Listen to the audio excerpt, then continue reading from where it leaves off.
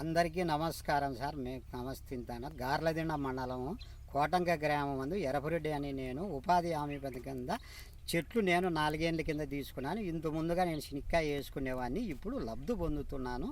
దీనివలన మా సహాయం మీరు గవర్నమెంట్ వాళ్ళు చేసిన వలన మాకు సంతోషంగా ఉన్నది.